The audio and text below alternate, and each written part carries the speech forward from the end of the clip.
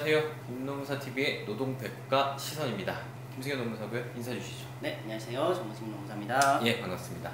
저희가 새롭게 좀 프로젝트를 시작을 했는데요. 노동백과 시선 A to G, 말 그대로 노동 좀 교과서 편제로 1쪽부터 끝까지 빠짐없이 저희가 한번 좀 다뤄보자 라는 취지에서 장기 기획을 좀 했어요. 대략 편수는 한 100편이 좀 넘을 거는 같은데, 또 여러분들이 이제 평상시에 궁금하시는 부분들이 이제 보통은 좀 몰려 있거든요. 그런 부분 외에도 꼭 좀 전달이 되어졌으면 좋겠다 라는 부분까지 전체를 좀 망라할까 합니다.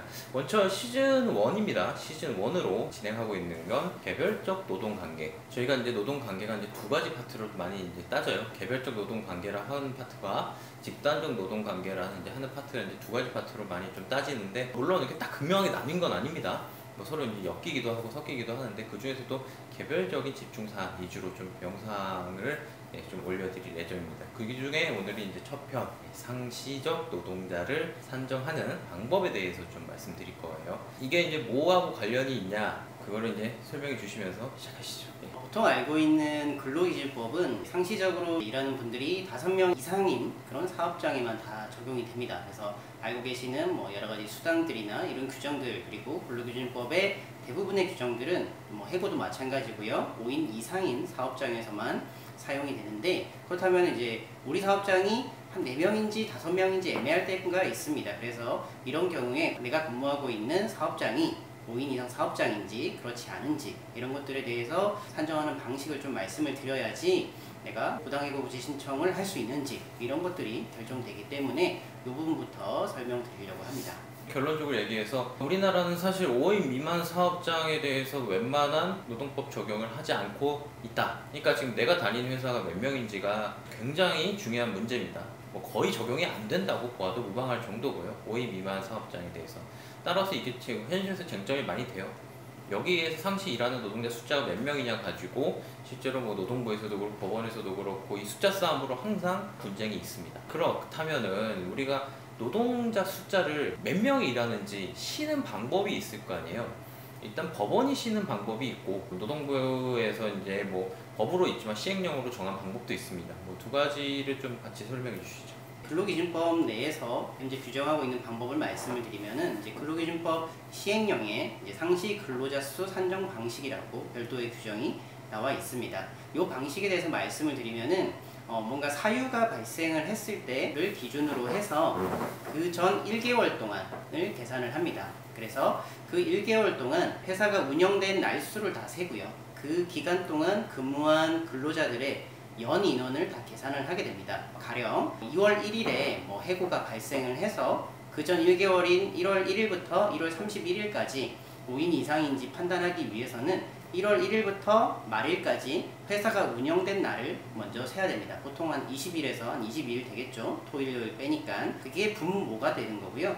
분자에는 예를 들어 뭐 1월 1일에는 5명, 뭐 1월 2일에는 4명, 뭐 이런 식으로 숫자를 모두 다 합산을 하시면 됩니다. 조심하셔야 될 것은 당연히 사용자는 빼야겠죠. 근로자들만 숫자를 다 합산을 해서 더한 숫자가 분자에 올라가게 됩니다. 이렇게 나눴을 때 5인 이상인지 여부를 최종적으로 결정을 하는 거라서 달력을 그려놓고 몇 명 이렇게 세서 실제로 판단을 하고 있습니다. 지금 말씀 주신 부분은 근로기준법과 시행령의 기준 이제 설정이 돼 있는 거예요. 다만 이제 우리가 이제 시행령이라는 게 법원이 아예 무시는 안 하지만 원칙적으로 법원은 시행령에 구속되지는 않습니다. 그러다 보니까 우리가 이제 교과서 편제에도 나오는 말이지만, 법원은 이에 구속됨 없이 합리적으로 이 사업장은 5인 이상 사업장이 맞다고 판단을 독자적으로 할 수도 있는 여지를 열고 있고, 실제적으로 무조건 시행령에 따라 가지 않는 게 또 법원의 입장이기도 해요. 사실 여기 이제 판례는 좀 자세하게 소개를 좀 남겨주도록 하고요. 그렇다면 5인 이상 사업장이냐 아니냐, 상시 근로자 숫자를 쉬는데 현실에서 짚고 갈 포인트를 좀 설명해 주시죠. 일단 이 상시 근로자 수 산정 방식 관련해서 조금 이제 다툼이 있을 때 일어나는 것 중에, 평균을 냈더니 한 4점 몇 명이 나올 때가 있어서 이 계산 방법 좀 추가로 말씀을 드리면은, 사업장이 운영된 기간 아까 말씀을 드렸는데 한 뭐 20일 동안 운영이 됐는데, 그 중에 절반 이상인 11일은 5인 이상이었고 나머지 기간이 5인 미만이었다. 그러니까 평균적으로 봤을 때 절반 이상은 5인 이상이었다라고 하면은 이 경우 사실 평균을 내면 5명은 되진 않거든요. 그래도 5명 이상으로 판단을 해서 각종 수당이 발생을 합니다. 저희가 진행했었던 임금체불 사건에서도 이제 수당이 발생하냐 안 하느냐를 보는데 평균 한 4점 몇 명이 나왔는데 이렇게 날짜를 다 세보니까는 절반 이상, 5인 이상인 게 확인이 돼서 그분은 이제 가산수당을 받으실 수 있었기 때문에 그래서 앞서 제가 말씀드린 평균을 계산하는 방식이 하나가 있는 거고 이거에 보태서 전체적인 나율 중에 절반 이상이 5인 이상이면 그것만으로도 우리가 알고 있는 근로기준법 대부분의 조항들이 적용된다라는 점을 첨언해서 말씀을 드리는 게 확실할 것 같습니다.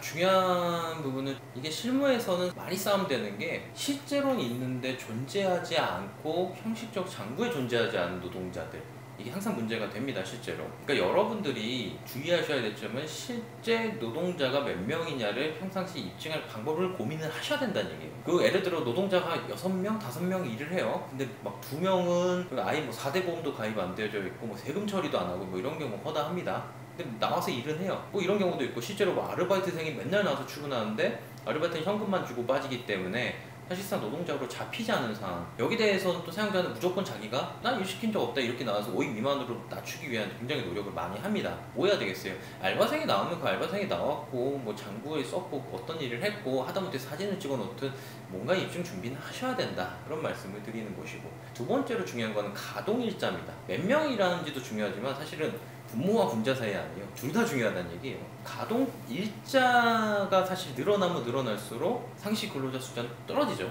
이 가동 일자에 대해서도 조심하셔야 돼요. 사용자가 가동 일자를 늘림으로써 상시 근로자 숫자를 줄이는 방식을 쓰기도 합니다. 그러니까 가동을 실제 했고 가동을 안 하고 일부 가동을 한 날 이것도 정확하게 보시고 인지하셔야 된다는 거죠. 분자 분모 모두 중요한 사항이니까 실제 싸움 붙을 때는 누가 있었고 가동을 몇 개이고 이거 가지고 더 이제 좀 치열합니다. 자, 그렇다면 우리가 이 상시 근로자 어쨌든 이거를 열심히 연구해서 우리가 싸움을 했단 말이에요. 그럼으로써 노동자가 좀 기대할 수 있는 점도 있을 거 아니에요?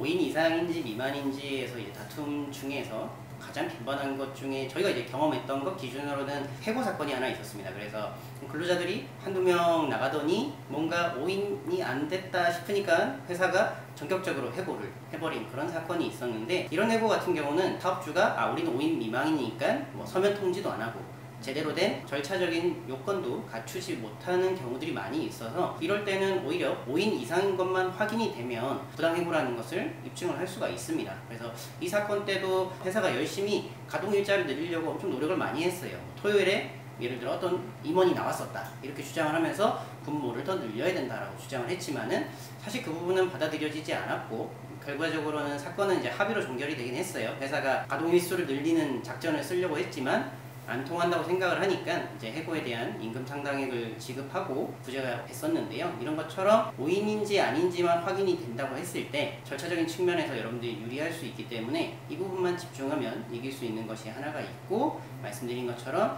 수당도 마찬가지로 인정을 많이 합니다. 예를 들어서 뭐 연장근무 했습니다, 뭐 야간근무 했습니다. 사용자가 다 인정을 하지만 5인이 아니니까 난 못 준다. 그래서 이미 시간에 대해서 본인이 인정을 하는 경우들이 있습니다. 그래서 이런 경우도 마찬가지로 5인이 이상이 됐을 때 본인이 했던 발언을 철회를 할 수는 없기 때문에 감독관 앞에서 했던 얘기다 보니까 이 경우에도 수당을 충분히 받을 수가 있기 때문에 이 5인 이상이냐 미만은 아무래도 휴가나 각종 수당들 그리고 부당해고 부재 신청을 할 수 있는지 여부 이런 것들이 가장 좀 현실적이지 않을까 생각을 합니다. 그래서 이런 부분들을 좀 집중해서 보시면 좋을 것 같습니다. 오늘 김노무사 TV 노동 백과 시선 첫 시작인데요. 앞으로 갈 날이 많습니다. 꾸준하게 영상을 좀 업데이트할 예정이고요. 전체 주제를 다 저희가 다루고 또 이제 앞으로 시즌 2에서는 이거를 보강하는 좀 계획을 가지고 있습니다. 여태까지 방송했던 부분하고 좀 중복되는 면도 뭐 없지 않아 있을 거는 같아요. 다만 이제 현재 하나 전부 다 좀 체계적으로 엮어간다는 면에서는 좀 의미가 있는 활동이 될 거는 같으니까 노동법에 관심이 많은 뭐 노동자들, 뭐 조합에서는 좀